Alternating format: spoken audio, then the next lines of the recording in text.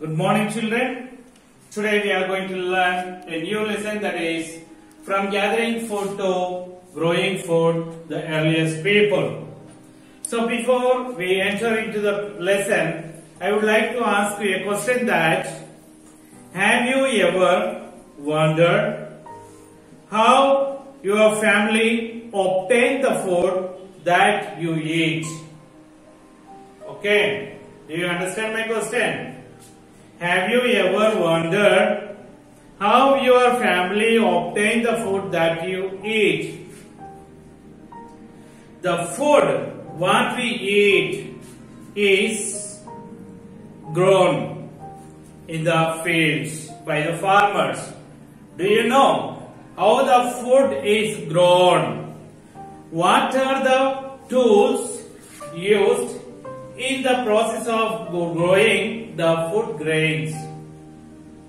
You know, so all your parents are the farmers. You know what are the tools they use in the process of growing food grains. Okay, children. So now we'll see growing food and hunting. So now we have different tools and implements to grow the food.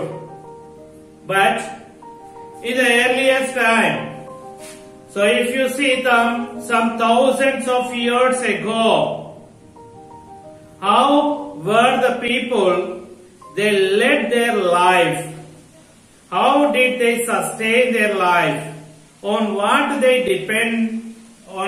depended to lead their life? As children, thousands of years ago, the people depended to lead their life, or they depended on collecting fruits, flowers, grains, edible tubers and roots, so which grow naturally in the forest. They did not grow any food crops.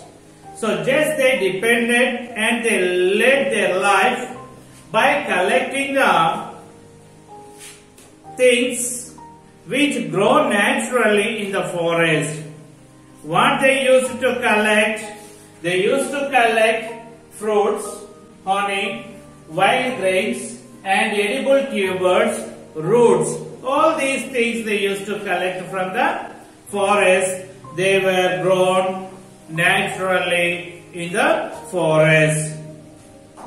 So not only that, they also led their life by depending upon the hunting animals and birds. They led their life by depending upon the hunting animals and birds. They did not know how to grow the crops, or they did not rear any animals for their food. Okay, children. So, if you are sent to forest, can you collect the edible food items, or can you hunt animals? It is very difficult for us to collect the forest products or edible food items, and it is very difficult to hunt the animals. So if you want to collect, or if you want to collect any edible food items, we should know what are edible food items. We should know what food is edible and where is it grow. Where is it grow? And next, where it is available. In which season it is available. All these things we should know. But earliest people, they knew that which were the edible foods and where they were available, in which season they were available. All these things they knew. and also how they should be eaten. How they should be eaten. Whether they should be eaten raw or whether they should be eaten or whether they should be cooked or whether they should be soaked. They knew all these things.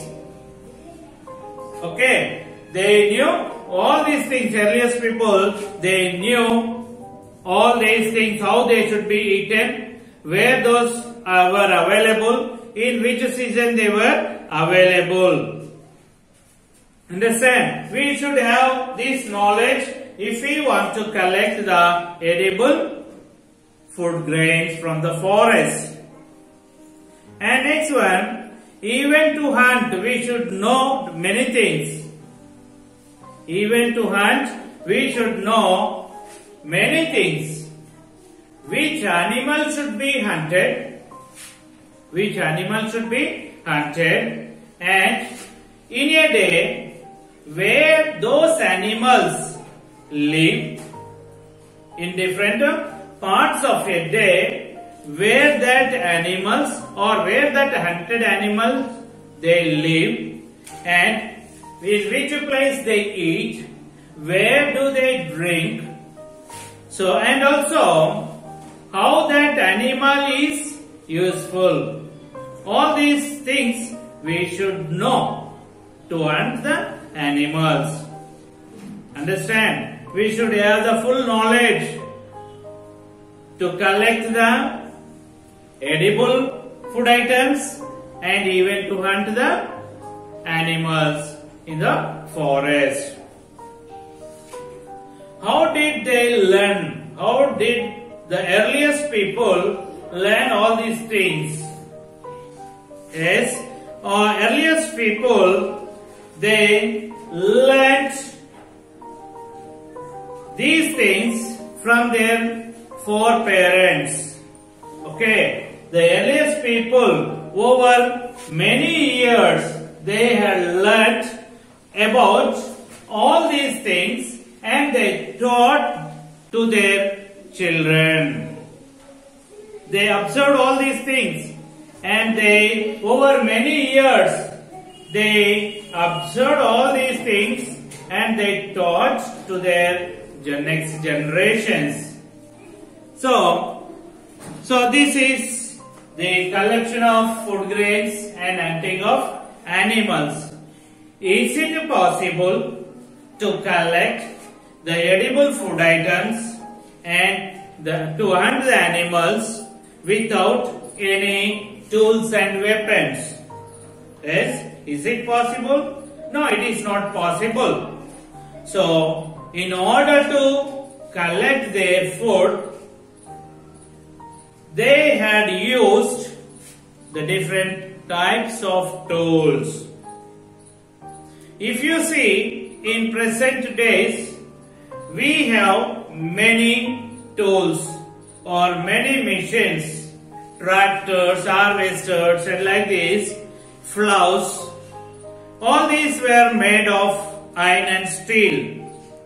But, so earliest people, they were not known about these iron and steel.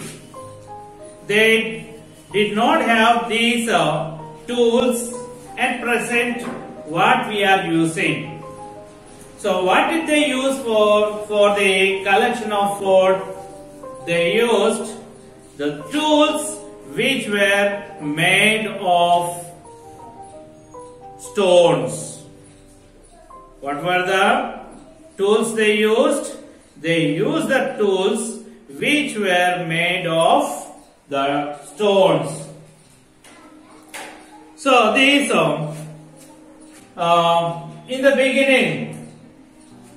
in the beginning, over thousands of years ago, the people, they used the tools which were made of the large stones and bones wood. They used the tools which were made of stone, wood and bones.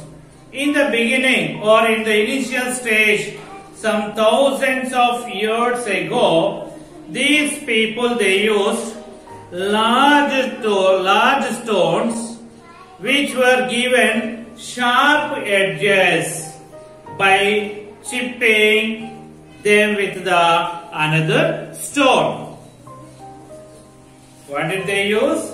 They used large stones by giving the sharp edges. How did they give the sharp edges to the large stones? By chipping them with the another stone. By chipping with the another stone, they gave the sharp edges to the big stones or large stones. How did they use? For what they use these stones or these stone tools? They used these stone tools to cut the flesh of animals, to dig the ground for the tubers and to hunt the animals. Like this, for different purposes, they use these large tools, stone tools. After that, after thousands of years, the earliest people, they were able to make small, sharp pieces of hard stones. After thousands of years, the people, they were able to make these small, sharp pieces from the hard stones. These tools were called microliths. Okay, they were able to make small sized tools by using the hard stone. That small tools were called as microliths. They were called as what? Microliths. Microliths means, micro means small, lith means stone. Okay, microlith means small stone. Okay, do you understand? Micro means small, lith means stone. Means the people, they used small stone tools in their collection of food. These small tools, they were fixed, their handles were fixed to the wooden or the bones. Okay, these small tools were fixed to the bones or wooden handles. So these small tools were used for different purposes. What is that? To clean the flesh, to chop the fruits. Okay, like this, for different purposes they used these small tools. They used tools like arrows, knives, sickles, etc.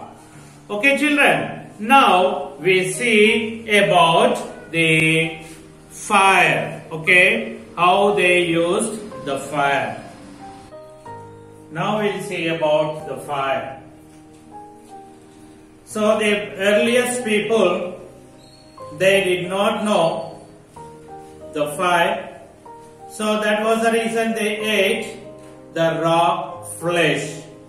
After many years, they found or they discovered the fire. The discovery of the fire, it brought many changes or great changes in the life of the early people. How did they make this fire? They made the fire by striking two stones or rubbing wooden sticks. Okay, by striking two stones or rubbing the wooden sticks, they made the fire. So I told you that the discovery of the fire, it brought the changes in the life of the early people. What kind of changes this fire brought in the life of the early people? How did they use this fire? Before the invent or discovery of the fire, they used to eat the raw flesh. But after the discovery of the fire, they started eating of roasted food. They started eating of roasted food. And this discovery of the fire, it was the beginning for the cooking food. It was the beginning for the cooking food. They also used this fire to keep off the wild animals. So any wild animal tried to come near to them, they used to show the fire. When they show the fire, then the wild animals, they used to run away from them. So like that, they use this fire. The fire, they also use the fire to keep off the wild animals and also to light the caves. To light the caves and to harden the wood. You could see that in your villages also. So if you observe, some of the people, they keep this wood in the fire. Why do they put this wood in the fire? To make it hard. When we put some wood in the fire, wet wood, undried wood in the fire, then it will be hardened. Understand, children? So like this, they use the fire. Now we see the life of the people. How did they live? They lived in small groups. The earliest people, they lived in small groups in the caves, under the trees, or under the rocks, or under the stones. They lived in group under the trees, caves, or the rocks. So these are. So we have the Pakka houses. So we live in a particular place. We live a permanent life in a particular place. But earliest people, they did not build any house. They did not know how to build houses. So they used to move from one place to another place. They constantly move from one place to another place. Means they used to lead the mobile life. They used to live mobile life. Understand? Means they live for few days in one place. After that they move to the another place. Okay? Means the life, this kind of life is nomadic life. This kind of life is called nomadic life.